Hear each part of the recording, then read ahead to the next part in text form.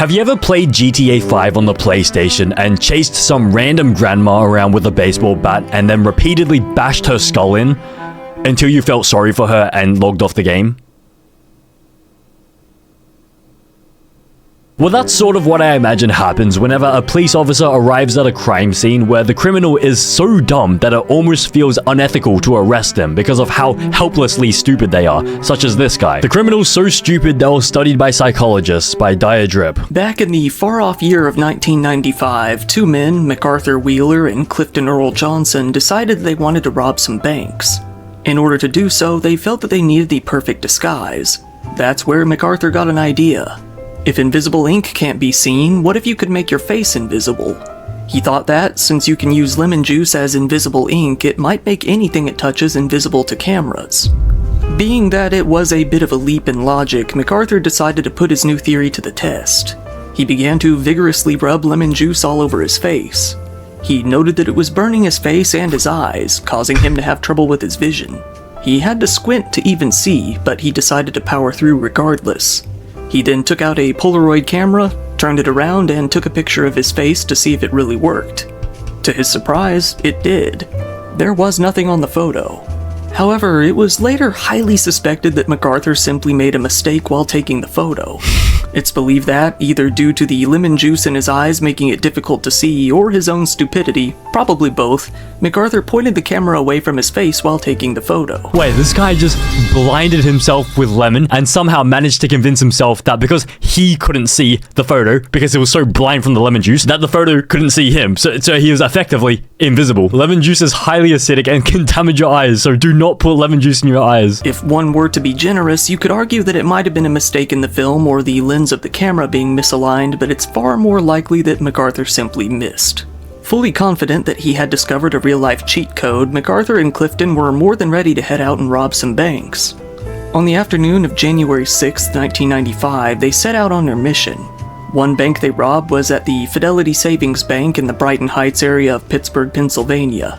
With Arthur taking the lead in the crimes, they proceeded on to the Swissvale branch of Mellon Bank. Wait, they successfully did rob a bank? So they robbed this one, and then they just moved on to the next one? And keep in mind, they only put the lemon juice on their face, and so only their face was invisible. But like, that means your body is still there. Your body can still be detained. In broad daylight, with no disguise, MacArthur approached the counter with a handgun while Clifton waited in line behind him.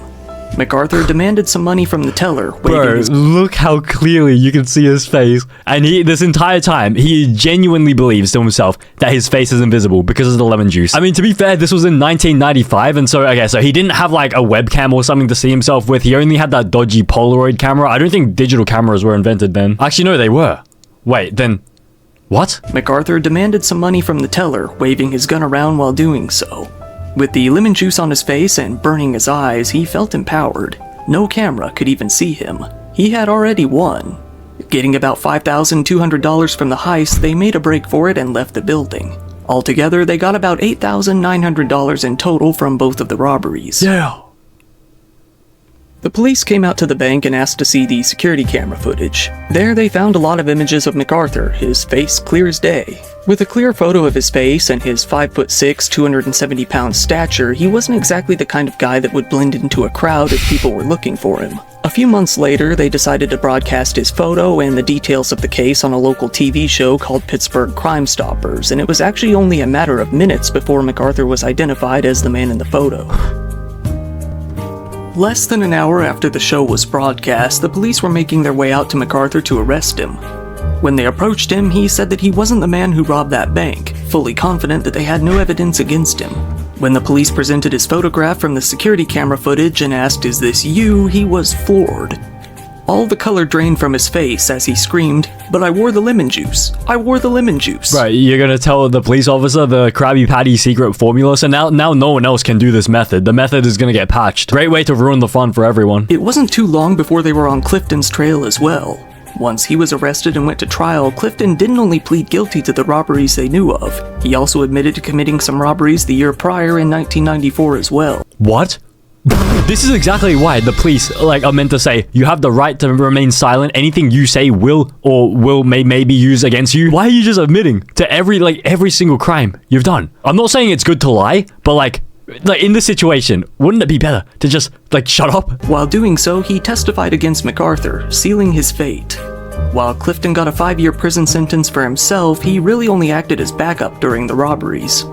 Given that MacArthur had been the main participant, he was hit much more harshly.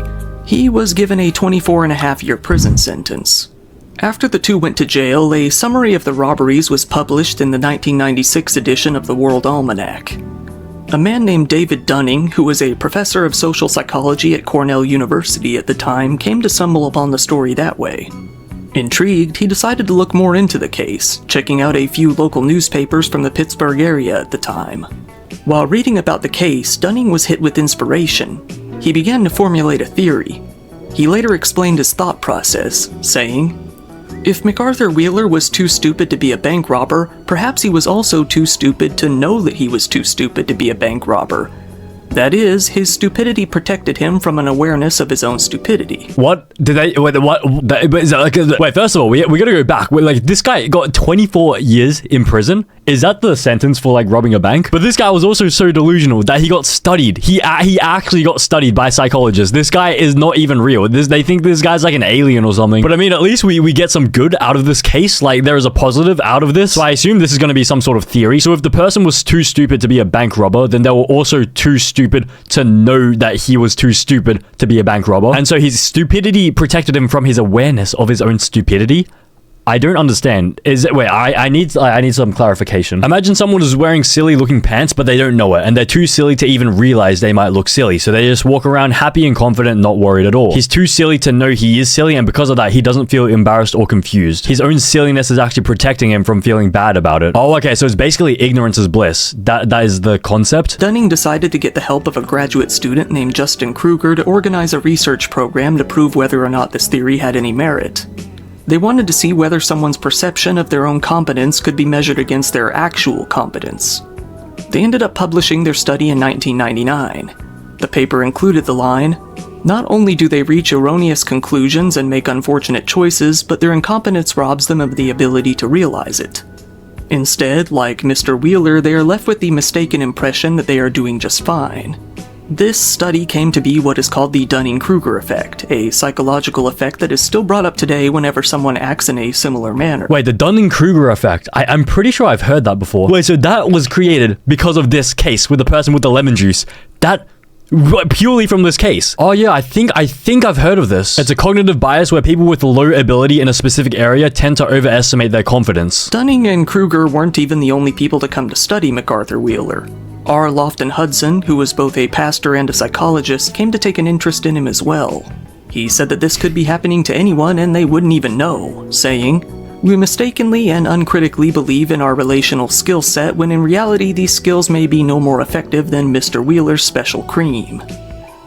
While I wouldn't really call it a special cream because, yeah, the fact still stands that MacArthur's stupidity was to such an extent that he would go down in history, being labeled by name in psychology books all over the world. Ever since then, we've seen the Dunning-Kruger effect play out in many different cases in real time. Bro, imagine how horrible you would feel knowing that, like, your name is in a bunch of textbooks for being, like, stupid. The only reason why you're being studied is because you are so stupid. Because you're just a specimen. You're literally a specimen. Let's look into the story of Matthew Allen McNally and Joey Lee Miller. Matthew, who was 23 at the time, and Joey... Are those tattoos? Or is someone gone crazy with like a Sharpie on his face? Matthew, who was 23 at the time, and Joey, who was 20, were a couple of goofballs that were engaging in some goofballery. They were both seen by a witness who called the police, saying that the two men were attempting to break into a man's apartment in Carroll, Iowa. While the police were told during the call that they were two men in hoodies with paint on their face, it was actually much weirder than that. Matthew and Joey had simply taken some black markers and drawn squiggles all over their faces. Needless to say, having some lines on your face doesn't really do a whole lot to hide your identity. Wait, so the only reason why they scribbled on their face was because they thought it would act like a mask, and they think that the cameras won't be able to like pick them up or recognize them because of like the distortion. Like wait, do I have a texter here? Well, I used to draw on my face as well. That's like something you do in like kindergarten. The police went out to the area, coming across a car along the way that matched the description of their suspect's car. The cops pulled the car over, finding the two young men covered in marker inside.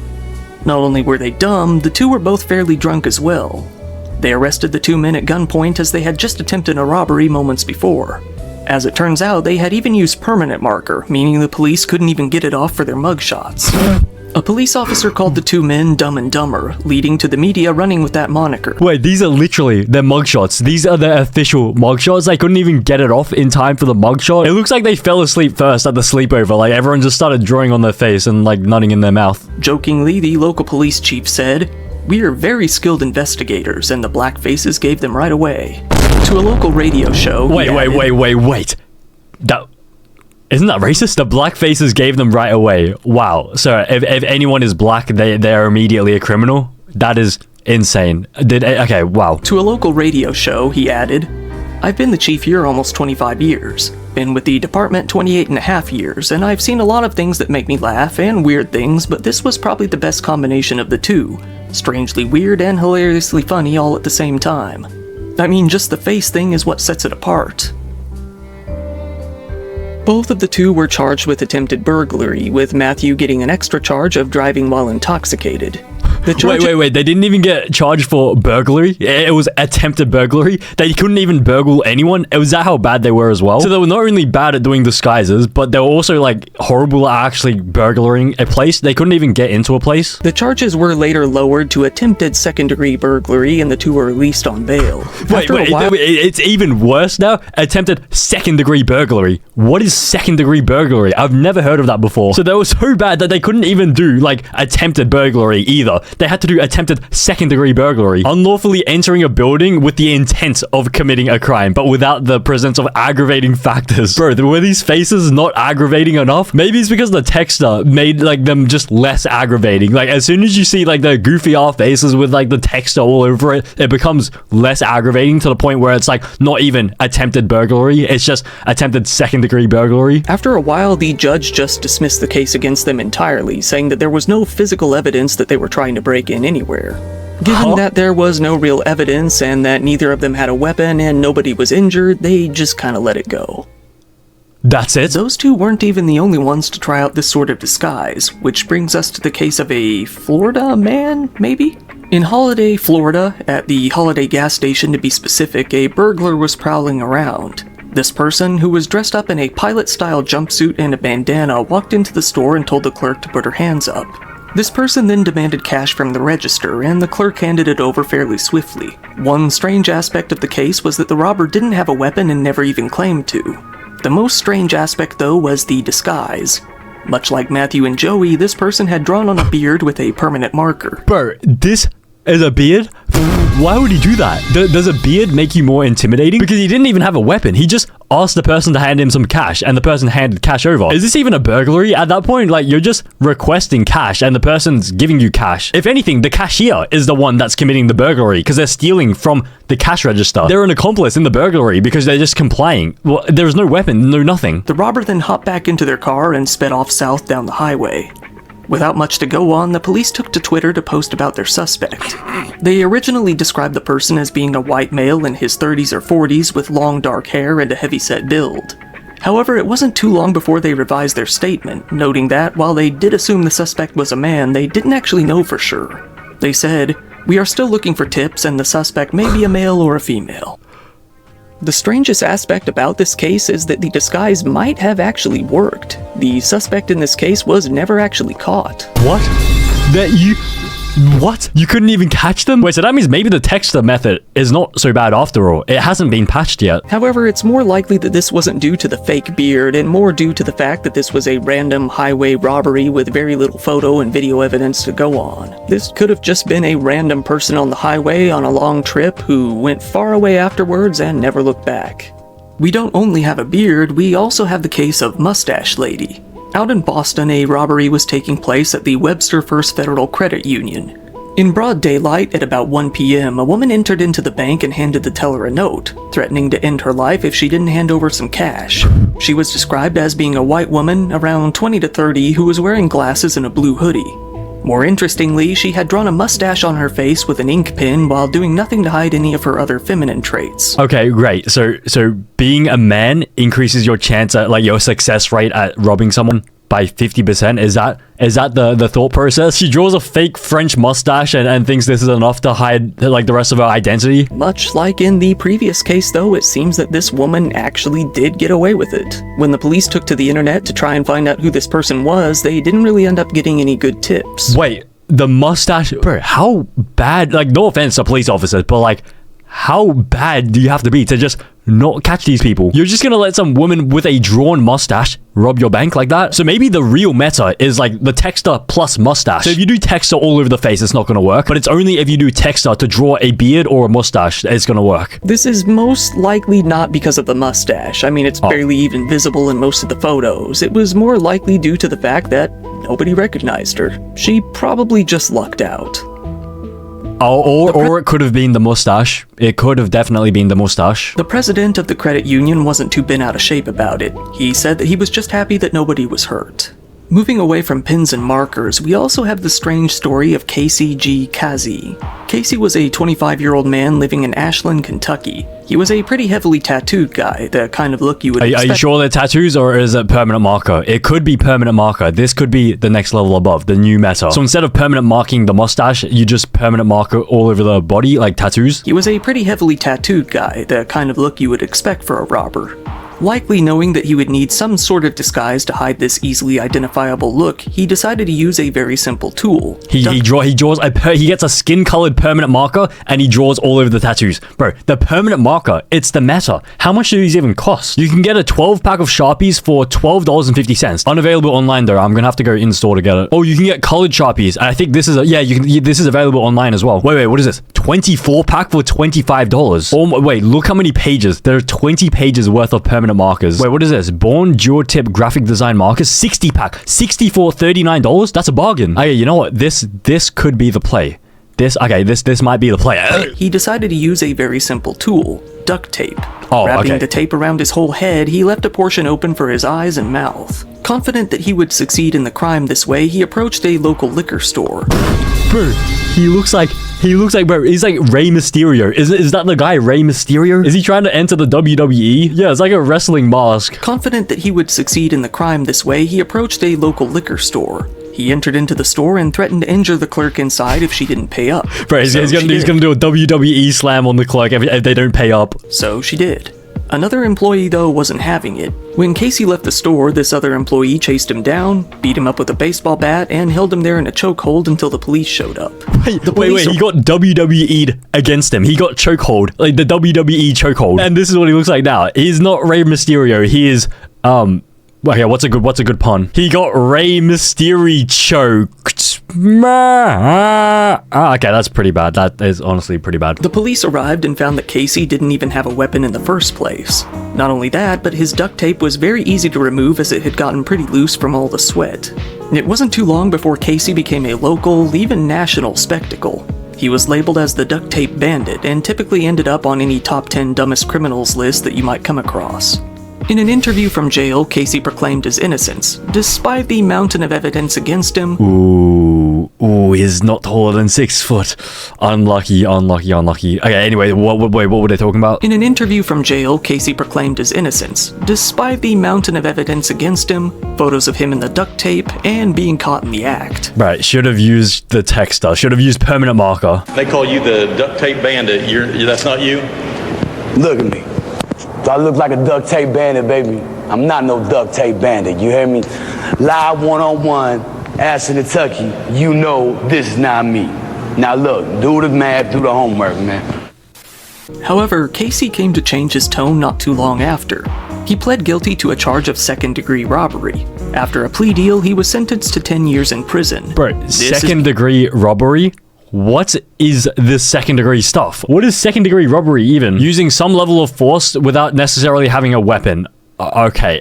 This is because he also admitted to robbing a businessman in an alleyway 6 months before as well. He's now in the Kentucky State Reformatory, eligible for parole on August 8th, 2025. Still, even when he gets out for that, he's going to have to return to Ohio. This is because he was actually on parole there for another burglary while he committed this one.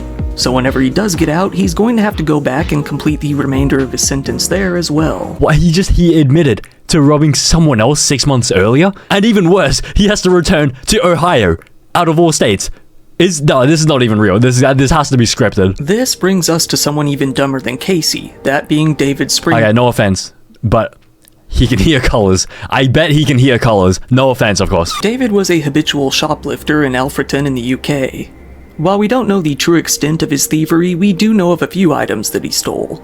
He stole several perfume and gift sets from a store called Boots, as well as some steak from a local co-op store. Dumb as hell and high on crack, David continued to swipe different items here and there. While doing so, he felt that he had come up with a perfect disguise. Taking a page right out of a Superman comic, he simply put on a pair of glasses. Feeling that nobody would ever be able to find out his true identity, he would steal from the shops and then put on some glasses after he left. He was fully confident that his disguise was impeccable, leisurely walking down the sidewalk with zero fear that the cops were on his trail. Much to his dismay, the cops found him very quickly. After all, he had just left a store and casually walked away. After the police arrested him, they posted his mugshot online, both with and without the glasses. Internet users quickly began to clown on him, mocking his disguise. And I don't blame them either, bro. Look at this. With the glasses, without the glasses.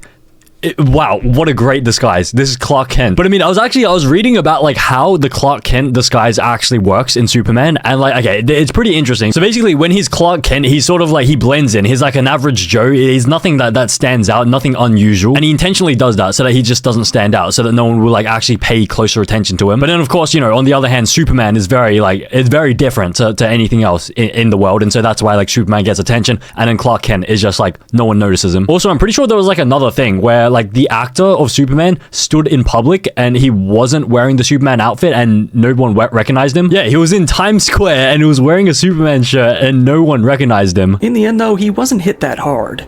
A judge fined him £80 and ordered him to pay £20 in compensation, 30 more as a victim surcharge, and £85 in court costs. While duct tape and glasses at least are not transparent, that wouldn't be the case when it came to Jamie Neal and Gareth Tilley. Still in the UK, Cornwall to be exact, we have the story of Jamie Neal, a 41-year-old criminal, and his miscreant accomplice, 20-year-old Gareth Tilley. Both having been a part of various burglaries in the past, the two decided that they wanted to rob a store together once more. So they set out on their journey, getting plenty high on some stolen prescription medication and drunk on alcohol along the way. Realizing that they had... If you have to like rob a store and like if you know it's going to be a difficult task, why would you make it even more difficult for yourself by getting high on drugs and drunk on alcohol? Realizing that they hadn't thought about disguises, the two men realized that they needed to think quickly. Bro, they can't think. They can't even think at all. They're high on drugs and drunk on alcohol. How are they even meant to think at all? Gareth, realizing that you actually need to hide your face, snatched the scarf and wrapped it around his head. Jamie, though, a bit on the dumber side, picked up a completely transparent plastic bag and put it over his head. Not only was his whole face completely visible, he was also having trouble breathing. Jamie held his phone up at a worker, claiming that it was a gun despite it being plainly visible. The two men then demanded money from the cashier. Things quickly fell into chaos when the woman hit the alarm button. Jamie then headbutted her in the face before briefly wrestling with her. The cashier, though, gave him a pretty good beating. The scuffle ended with both the men grabbing several bottles of booze and running out of the store. The police came out and checked the security camera footage from the store, seeing Jamie there in all of his glory. Only 2 days later, an off-duty detective just happened to spot him while out and about, calling for backup and arresting him. Jamie quickly squealed on Gareth, leading to him being arrested as well. The detective on the case told the media that the disguise was the most ridiculous one he had ever come across in his entire career. I mean, using a clear plastic bag as a mask? Okay, I have no words for this. This is... How? Okay, this guy should be studied. This is the guy that needs to be studied for, like, in psychology. The two men's trials eventually came about. Jamie was convicted on a robbery charge and was sentenced to 2 years in prison. Gareth, who appears to have been a drifter, was lucky enough to secure himself a room and was sentenced to 2 years himself. Believe it or not, we have a very similar but even dumber case. This being the case of Patrick S. McGuire. In East St. Louis, we have the story of a 49-year-old man, Patrick S. McGuire, who was a career criminal. Living in one of the most dangerous parts of St. Louis, Patrick had at least 14 felony charges under his belt along with over 30 misdemeanors. One judge said that this was, quote, the most extensive criminal history I have ever seen. Patrick, though, was even dumber than Jamie. He also decided to put a clear plastic bag over his head, but he did it in a way where the upper half of his face wasn't even inside the bag at all. Bro, is this a trend? Is this like a TikTok trend, like amongst robbers? What is with the clear plastic bag? Is this the Mesa? Maybe this is the Mesa, but like it got patched. Maybe they didn't realize it got patched and they were still trying to run with the meta. Surely there's like some sort of like Reddit, but like for like criminals, where like people discuss like the new meta, new tactics, new patches, new nerfs, new buffs. Making his way into a local Circle K gas station, he put another plastic bag over an object in his hand and moved towards the clerk. He demanded money, getting a measly $60 from the register. He then fled the scene. It goes without saying that Patrick's lackluster disguise and the fact that the police knew him pretty well at this point led to a quick arrest. To make things even worse, Patrick hadn't even been out on probation for 2 weeks from his last felony when he was hit with the charges. In his trial, Patrick was sentenced to 15.5 years in prison for his robbery. What, 15 years? Wait, 15 years for robbing $60 and putting that stupid plastic bag around his face? The judge hoped that he would go without parole for a significantly longer period of time this time around, saying, "I don't think I've seen a case where there's a stronger need to protect the public." And now we have a case that I've saved for last, and this is because I'm not sure if it's one of the worst costumes ever or if it's one of the best. This is the case of the human tree, James Coldwell. In the town of Manchester in Pennsylvania, a 49-year-old man named James Coldwell decided that he wanted to go rob a bank. He felt that he had the perfect disguise in mind. He got to work crafting his costume. To do so, he duct taped a bunch of leafy tree branches all over his body. James made his way out to the Citizens Bank on Elm Street right around when it opened. Even though there weren't any plants in the bank, real or fake, he thought he would blend in pretty perfectly. Having no weapon, he waited in line in his tree suit. He gradually made his way up to the teller. There he demanded money, got a bit of cash, and simply left. The police came out to the scene very quickly and got to work with the K9 unit, all set to track James down. Unfortunately, the dog wasn't able to get a good scent and they couldn't find him. That didn't last too long, though. As soon as James made the local news right after, one of his neighbors recognized him and called the police. Wait. So he didn't even go outside to hide as a tree? I thought the entire point of him dressing as a tree was that he would go outside and just hide behind a tree. But instead, he goes into the bank dressed as the tree, just role-playing as a tree. Maybe he's into that sort of stuff. And he just robs the bank as a tree. So it's a tree robbing a bank. That is the disguise? Okay. I was not expecting that. The police came out to his house and arrested him, finding out that he didn't even live 1 mile away from the bank. He was flabbergasted that the police were able to identify him despite his disguise. His neighbors all laughed as he was taken off to jail. A detective said of the case, he really went out on a limb. Or do you mean he really went out on a branch?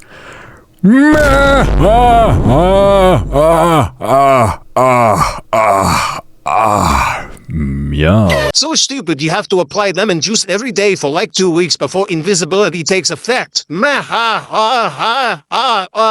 funny then, love.